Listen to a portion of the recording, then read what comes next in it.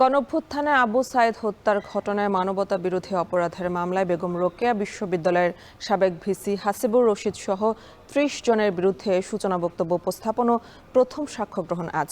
আন্তর্জাতিক অপরাধ ট্রাইব্যুনালে বেরোবির সাবেক প্রক্টর শরীফুল কনস্টেবল সুজন চন্দ্র সহ গ্রেফতার ৬ আসামিকে হাজির করা হয়েছে। এই মুহূর্তে সেখানে আছেন সহকর্মী মশিউর অনেক, বিস্তারিত জেনে নেব তার কাছে। অনেক, সূচনা বক্তব্যে কোন বিষয়গুলো উঠে এসেছে আর সাক্ষ্য গ্রহণ কি শুরু হয়েছে কিনা জানাবেন।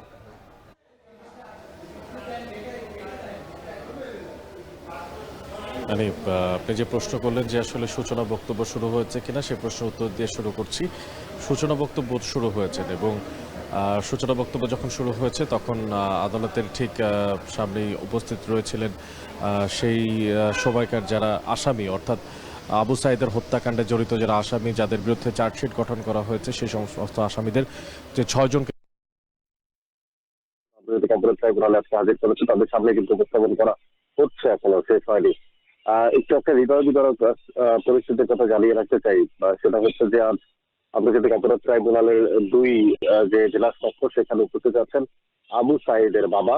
এবং যেই মুহূর্তে আবু সাইদের সেই সময়, অর্থাৎ 2:17 দুপুর, যখন প্রথম গুলিটা লাগে আবু সাইদের, সেই সূচনা বক্তব্য যখন চিফ প্রসিকিউটর সেই কথাগুলো বলছিলেন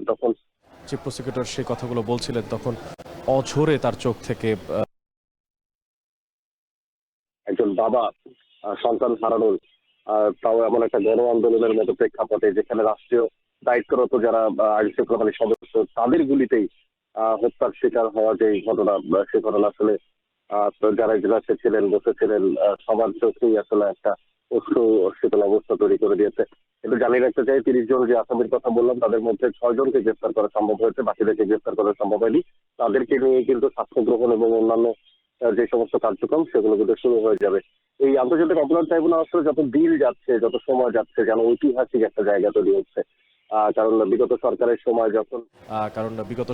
সময় যখন ৭১-এর যে মানবতাবিরোধী অপরাধের প্রেক্ষাপটে তৈরি এই আদালত এখন আসলে ইতিহাসের সাক্ষী হয়ে আছে, ইতিহাসের সাক্ষী বয়ে বেড়াচ্ছে। আর সেই সাক্ষীরই বলা হয় যে একটা অন্যতম দিন আজ, কারণ আবু সাইদের যে হত্যাকাণ্ড, তার মাধ্যমে কিন্তু জুলাই আগস্টের যে প্রেক্ষাপট, সেই প্রেক্ষাপটটা শুরু হয়েছিল। আর সেই জুলাই আগস্টের সেই মামলা, আবু সাইদের সেই মামলাটাই কিন্তু আজকে সাক্ষ্য গ্রহণের মাধ্যমে বা আজকে যে সূচনা বক্তব্য, তার মাধ্যমে কিন্তু শুরু হচ্ছে। একটু জানিয়ে রাখতে চাই, আজকে সাক্ষ্য গ্রহণ করা হবে না বলে আমরা জানতে পেরেছি, যেটা আগামীকালকে সাক্ষ্য নেওয়া হবে আবু সাইদের বাবা মকবুল হোসেনের। সে বিষয়ে এখন পর্যন্ত সবশেষ তথ্য আছে। তো এখন পর্যন্ত আন্তর্জাতিক অপরাধ ট্রাইব্যুনাল থেকে আমার কাছে এই ছিল সবশেষ। আন্তর্জাতিক অপরাধ ট্রাইব্যুনাল থেকে যুক্ত ছিলেন সহকর্মী মশিউর অনেক।